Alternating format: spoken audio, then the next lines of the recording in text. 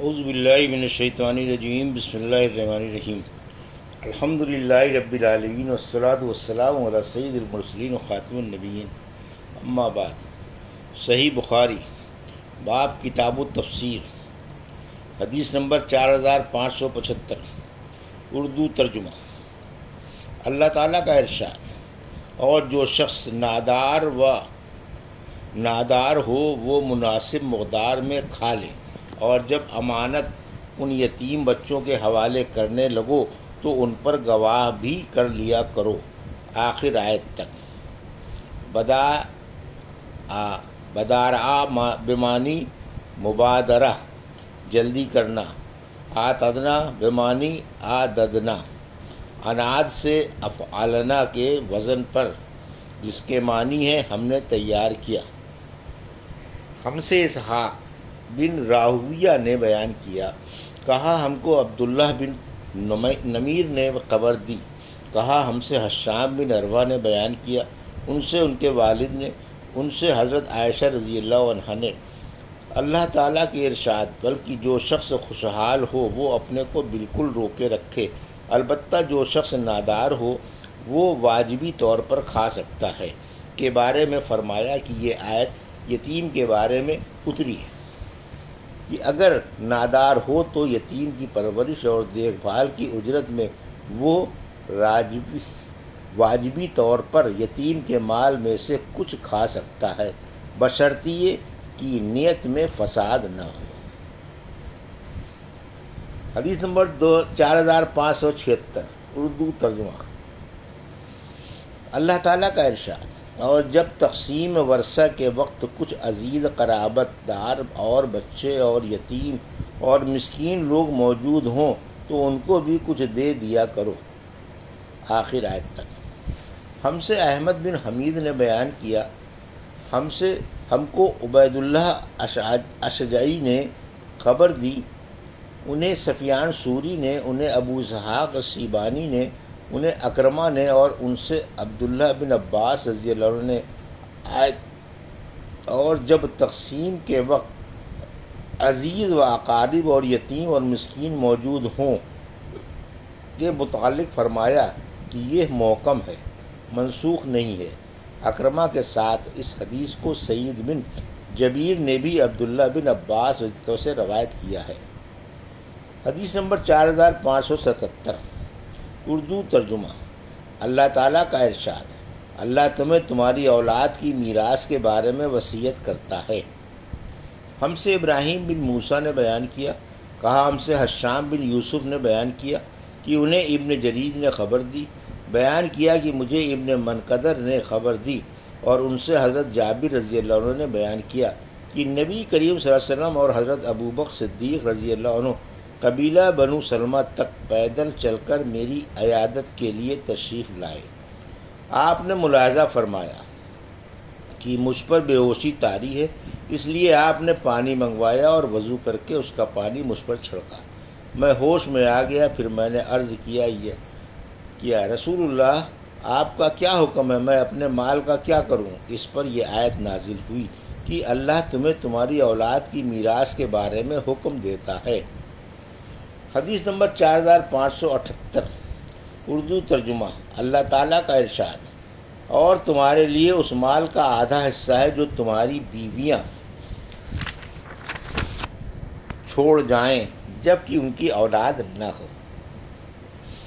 حدیث ہم سے محمد بن یوسف نے بیان کیا، ان سے ورقہ بن عمر یشکری نے، ان سے ابن ابی نجیح نے، ان سے عطا نے، اور ان سے ابن عباس رضی اللہ عنہ نے بیان کیا کہ ابتدائے اسلام میں میت کا سارا مال اولاد کو ملتا تھا، البتہ والدین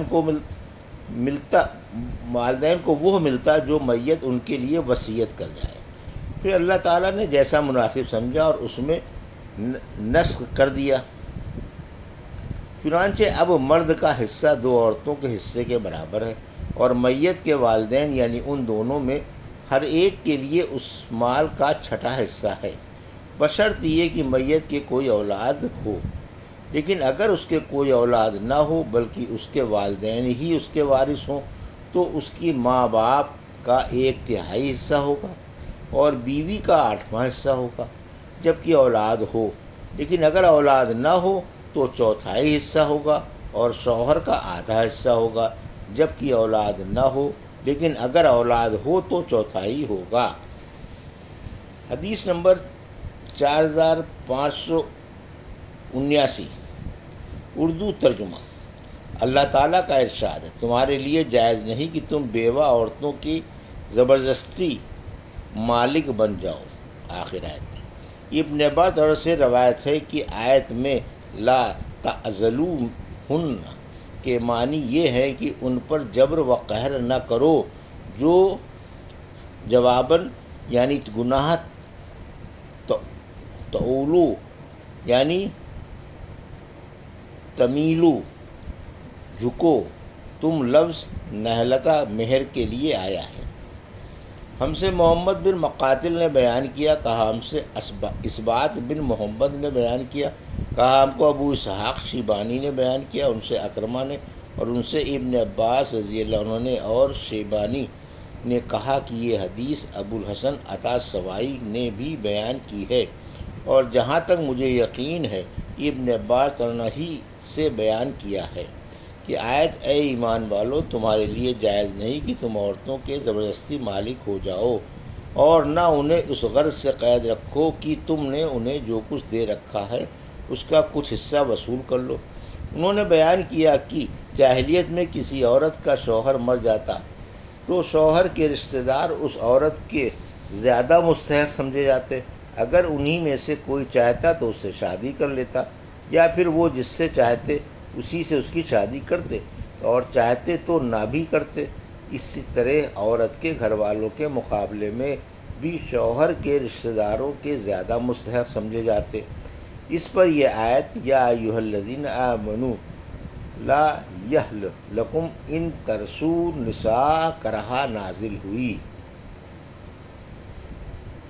حدیث نمبر 4580، اردو ترجمہ۔ اللہ تعالیٰ کا ارشاد ہے، جو مال والدین اور قرابت دار چھوڑ جائیں اس کے لیے ہم نے وارث ٹھہرا دیے ہیں۔ معمر نے کہا کہ موالی سے مراد اس سے اولیاء اور وارث ہیں۔ والدین عقدت ایمانکم سے وہ لوگ مراد ہیں جن کو قسم کھا کر اپنا وارث بناتے تھے، یعنی حلیف اور مولا کے کئی معنی آئے ہیں۔ چچا کا بیٹا، غلام، لونڈی کا مالک جو اس پر احسان کرے، اس کو آزاد کرے جو خود آزاد کرے، خود غلام جو آزاد کیا جائے، مالک دین کا پیشوا۔ ہم سے سلط بن محمد نے بیان کیا، انہوں نے کہا ہم سے ابو اسامہ نے بیان کیا، ان سے ادریس نے، ان سے طلحہ بن مصرف نے، ان سے سعید بن جبیر نے بیان کیا، اور ان سے حضرت عبداللہ بن عباس رضی اللہ عنہ نے بیان کیا کہ آیت میں لکل جعلنا موالی سے مراد وارث ہیں، اور والدین عقدت ایمانکم کی تفسیر یہ ہے کہ شروع میں جب مہاجرین مدینہ آئے تو قرابت داروں کے علاوہ انصار کے وارث مہاجرین بھی ہوتے تھے، اس بھائی چارے کی وجہ سے جو نبی کریم صلی اللہ علیہ وسلم نے مہاجرین اور انصار کے درمیان کرایا تھا۔ پھر جب یہ آیت نازل ہوئی کہ لکل جعلنا موالی تو پہلا طریقہ منسوخ ہو گیا۔ پھر بیان کیا کہ والدین عقدت ایمانکم سے وہ لوگ مراد ہیں جن سے دوستی اور مدد اور خیر خواہی کی قسم کھا کر عہد کیا جائے، لیکن ان کے لیے میراث کا حکم منسوخ ہو گیا، مگر وصیت کا حکم رہ گیا۔ اس اسناد میں ابو اسامہ نے اور ادریس نے طلحہ بن مصرف سے سنا ہے۔ یہ تھی صحیح بخاری باب کتاب التفسیر کی حدیث نمبر 4575 سے 4580 کا اردو ترجمہ جو ابھی آپ نے سماعت فرمایا۔ اللہ سے دعا ہے کہ اللہ ہمیں ان حدیثوں کی صحیح سمجھ عطا فرما اور ان پر عمل کرنے کی توفیق عطا فرما، آمین یا رب العالمین۔